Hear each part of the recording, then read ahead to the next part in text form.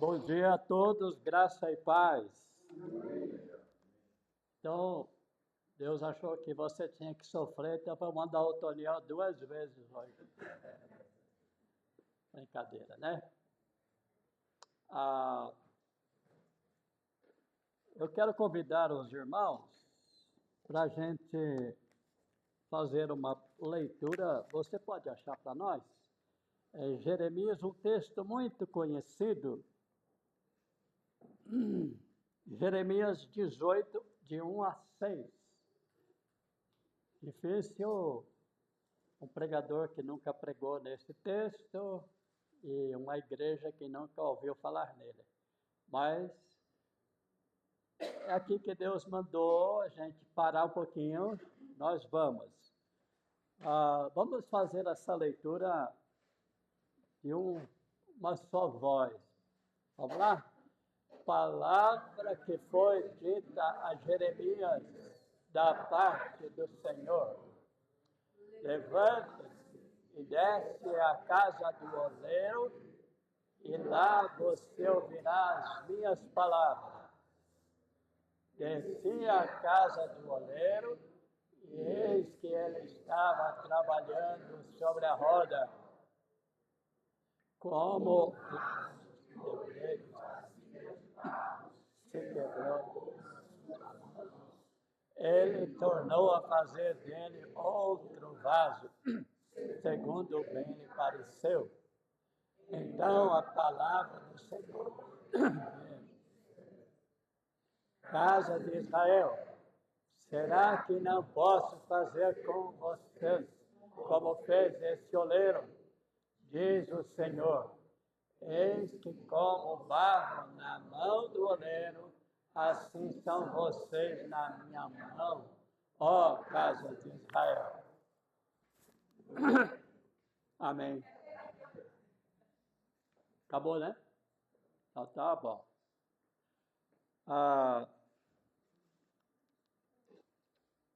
Antes de falar mais alguma coisa, eu quero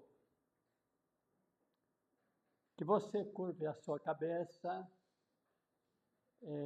Eu vou ler uma oração que eu achei muito bonita, que serve para cada um de nós, para mim, para todos.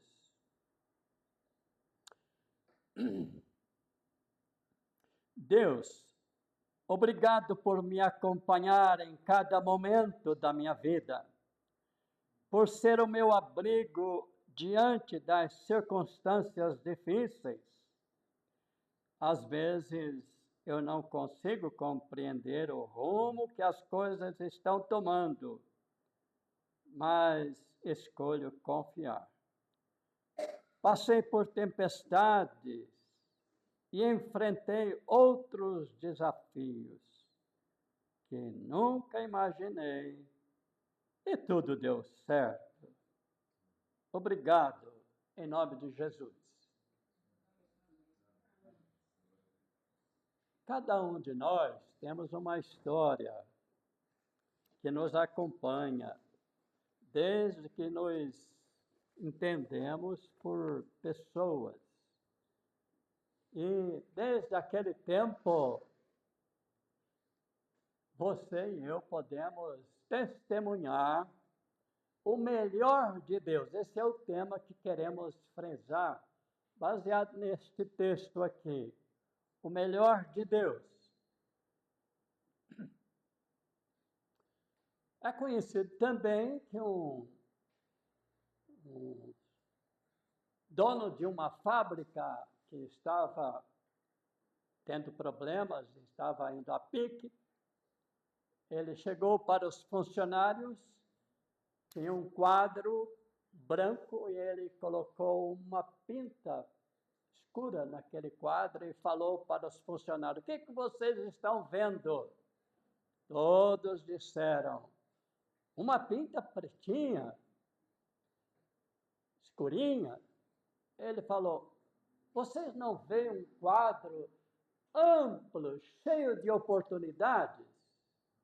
Cada um de vocês devem olhar para as oportunidades que Deus está nos concedendo.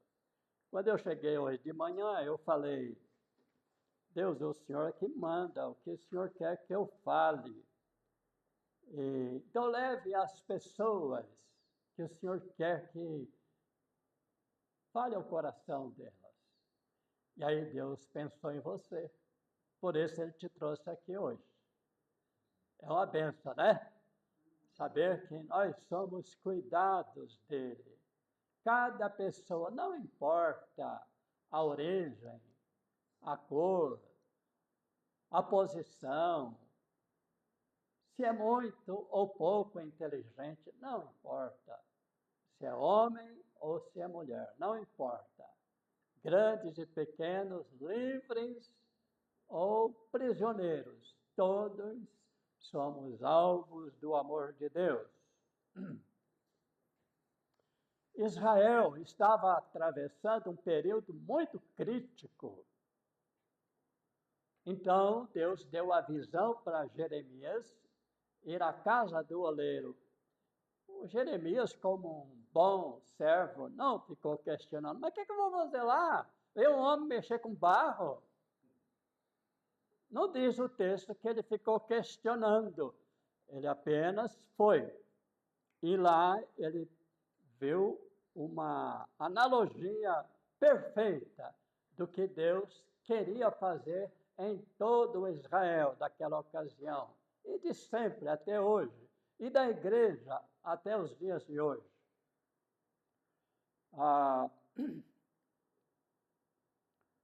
Às vezes, nós pensamos que nada está dando certo. Tudo está dando errado. Tudo está complicado. Pensamos sempre nas coisas que estão estragando.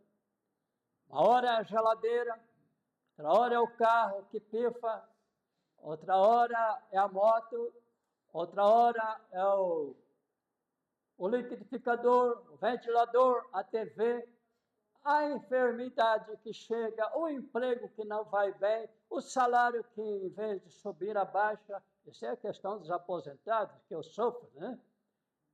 Então, o que a gente vai fazer? Precisamos voltar para a palavra que nós vivemos num mundo estragado.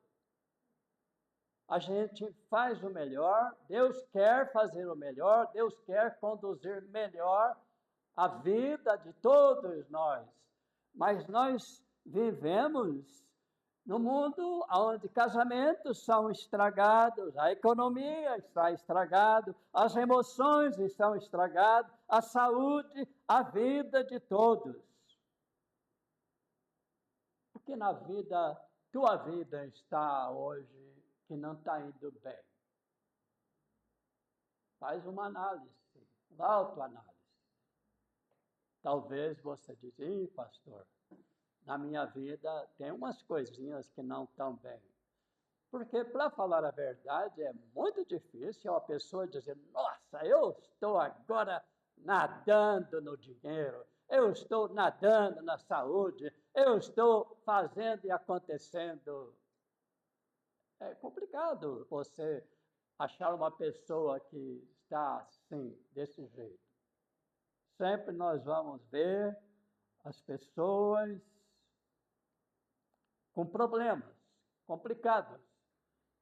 Você notar, nós estamos quase fazendo uma extensão da aula bíblica que tivemos. Mas não é bem, porque, como eu disse, esse assunto da aula bíblica de hoje, ele ainda tem outros episódios que, numa ocasião, quando Deus permitir, nós haveremos de trazer. Tudo o que você quer, tudo que eu quero, muitas e muitas vezes, é uma segunda chance. Não é verdade? A gente está pensando, o rapaz novo fala, se aquela menina me desse uma chance. Não é? Fala assim. E não é errado. Porque se ele está correto de buscar de Deus uma oportunidade de arranjar uma esposa ideal, ou ela um esposo ideal, então ele pensa numa chance. No trabalho, se eu tivesse naquele trabalho que fulano está fazendo, eu ia fazer muito bem. Talvez até melhor. Mas nós queremos uma chance, uma segunda chance, às vezes a primeira escapuliu, não é? Então, foi que eu creio que no meio do povo de Israel, do tempo de Jeremias, que estava tendo problemas, que agora não vem ao caso a gente discutir quais eram os problemas, mas sempre tem política no meio, tem corrupção no meio, tem bagunça. Então, mas também tem sempre as pessoas que oram, que são honestas diante de Deus. E o que aconteceu foi que Deus ouviu certamente a oração do povo, daquelas pessoas que tinham o coração pronto, e resolveu chamar Jeremias e falar exatamente o que ele pensava que devia acontecer. E Jeremias não esperava. Ele viu o oleiro, estava fazendo um vaso bonito, de repente o vaso quebrou. Isso ocorre muitas vezes na minha vida, já ocorreu, quando me afastei de Deus. É como que o vaso quebrou. Eu quebro a cara. E aí eu volto para Deus, é a segunda. E às vezes nós precisamos de terceira e quarta chance, e Deus nos dá essa chance. O oleiro não desistiu de fazer um novo vaso. E o que ocorre é que Deus não desiste de você hoje, não desistiu de mim e não desistirá de nós nunca, porque Deus é teimoso no amor dele, né? Ele está vendo que a gente é danado, que nem uma criança, não cresce, mas ele está indo atrás. Às vezes ele usa o chinelo ou o chicote, como antigamente, mas ele nos traz de volta. E aí, ele oferece a segunda oportunidade.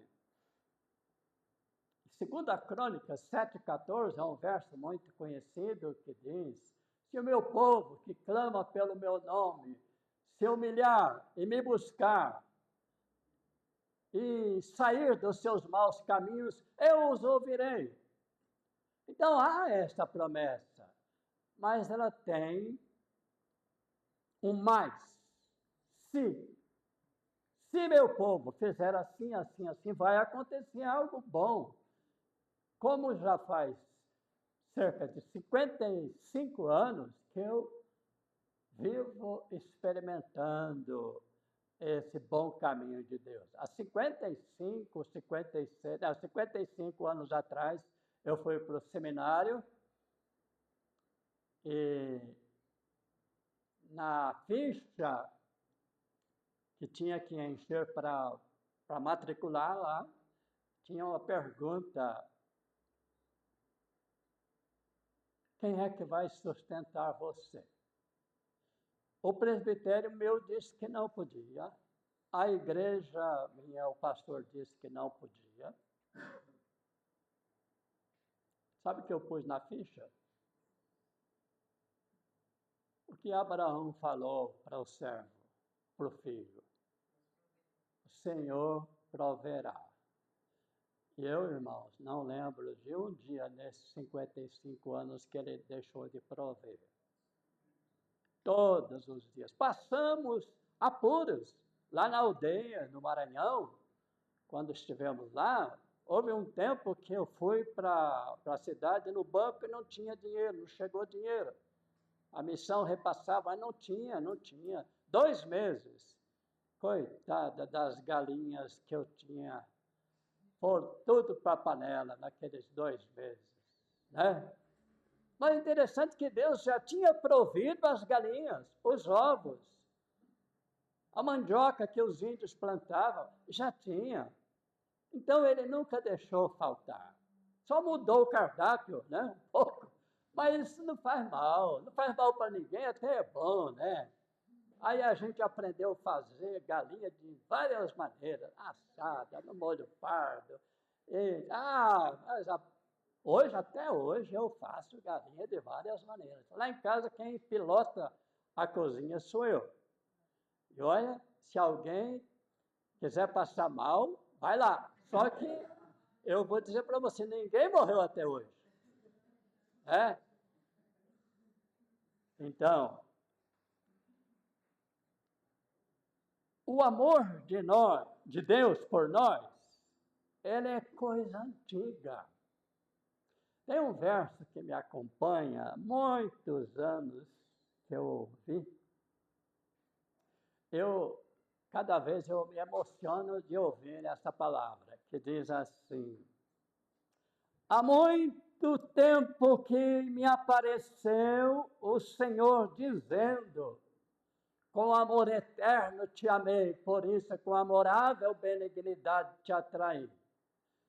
Você pode imaginar que quem trouxe você hoje aqui foi a benignidade de Deus. Deus tem algo especial, o melhor de Deus, cada dia para você, para mim, Ele tem.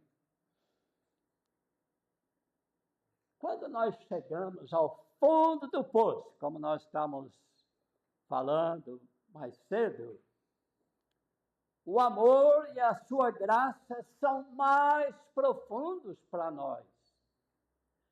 É interessante que a nossa incapacidade é a oportunidade de Deus. A nossa impossibilidade é aí que Deus entra, porque nós vemos que quem fez não foi a nossa esperteza. Tem muita gente que acha que o que ele está fazendo foi porque ele é inteligente, mas se Deus não desse a inteligência, se Deus não desse a expertise para ele, ele não ia fazer nada. Essa é a verdade. Deus é o Deus que restaura vidas estragadas. Eu tinha muitos coleguinhas na minha infância. Infelizmente, que eu lembro 2 ou 3 deles partiram para a eternidade sem conhecer a Cristo. Eu creio que não vou encontrar mais com eles. Eu vou encontrar com os irmãos de fé, que abraçamos a fé junto, né? Não há causa perdida para Deus. Eu não sei qual é a luta que você tem enfrentado no dia a dia, no ano passado, este ano como vai indo, mas lembre-se disso, não há causas perdidas para Deus. Ele já tem tudo escrito no livro dele como vai ser. Eu creio, talvez você pode me rebater, eu dou toda a chance, não tem problema. Mas eu creio que na eternidade,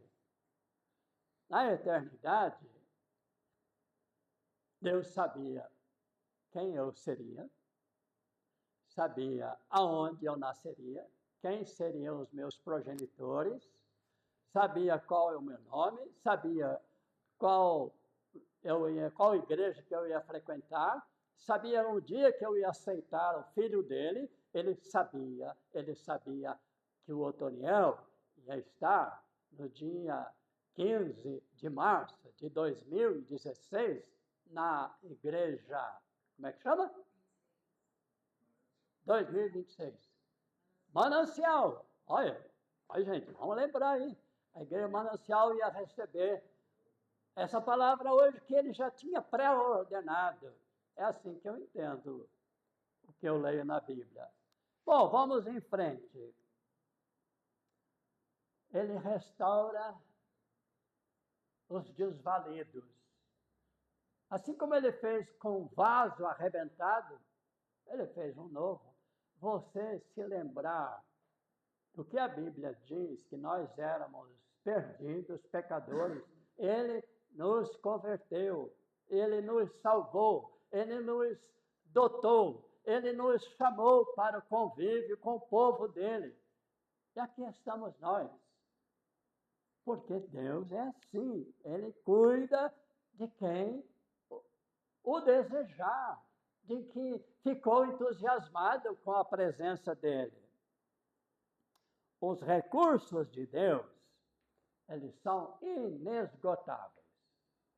Aqui eu vejo que tem pessoas que eu conheço, há um mês e meio atrás, eu tive o desprazer, tinha uma pessoa conhecida em São Paulo que estava tentando evangelizar uma moça de 25 anos. Ela pôs fim na vida dela. Mas Deus fez o contrário com você e comigo. Ele nos salvou e estamos aqui. A graça dele, a misericórdia dele. Eu faço a seguinte distinção entre misericórdia e graça. Misericórdia é Deus tirando de nós o que nós merecemos. A graça é Deus nos dando o que não merecemos. Se nós merecíamos, era o inferno. No entanto, ele nos deu o céu. Se nós carregávamos o peso do pecado, Jesus levou e tirou de nós esse peso. Então ele diz, tomai sobre vós o meu jugo. E aí você vai aprender a viver de modo que satisfaça. Em Efésios capítulo 3, verso 20, diz assim, ora, aquele que é poderoso para fazer infinitamente mais do que pedimos ou pensamos, conforme o seu poder que em nós opera. É interessante que você talvez está lutando, ou nós estamos lutando com um problema aqui, mas Deus, ele quer fazer muito além de resolver esta problemática que você e eu enfrentamos hoje.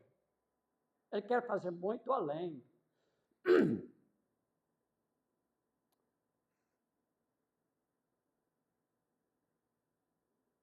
Deus é rico em graça e misericórdia. Ele tem sempre mais.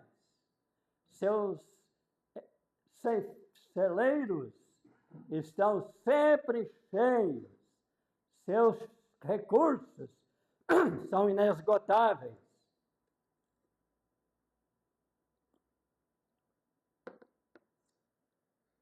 Agora, para você falar assim, que seus recursos são inesgotáveis, precisa achar base na Bíblia. E eu quero ler aqui uns 2 ou 3 versos que provam para nós que Deus, ele tem graça e misericórdia inesgotável a nosso favor. Em Jeremias 33:3 diz, invoca-me e te responderei, anunciar-te-ei coisas grandes e ocultas que não sabes. 1 Coríntios 2:9 diz, nem olhos viram, nem ouvidos ouviram, nem jamais penetrou no coração humano o que Deus tem preparado para aqueles que o amam. Irmãos, isso aqui é fantástico. Deus tem coisa muito melhor. O especial dele ainda está para acontecer por você, por mim, para nós, para a Igreja Manancial. Ele tem. Então vamos crer. Né? Outro versículo que diz assim,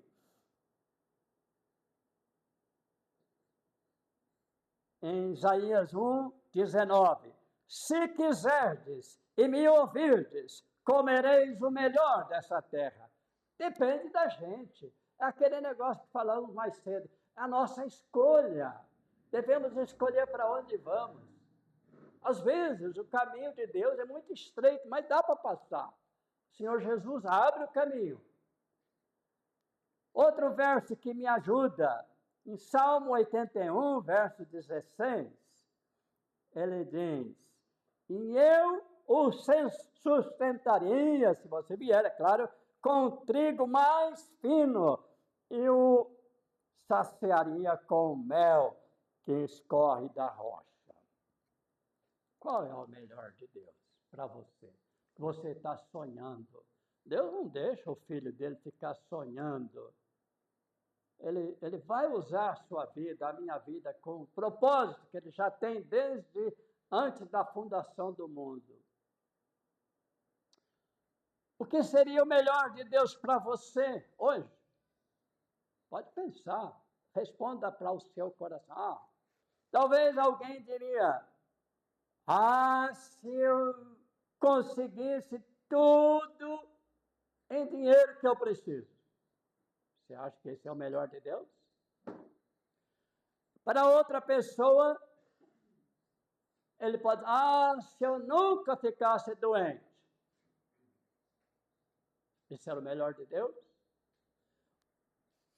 Eu creio que Deus já nos deu o melhor dele. É a gente que não percebe. Ele mandou o filho dele viver neste mundo, trazer a mensagem magnífica, e as obras que ele fez não caberiam escritos de livro nenhum do mundo inteiro, a Bíblia diz. Tudo que ele fez, não só nos 3 anos, mas o que ele vem fazendo desde a antiguidade até nós.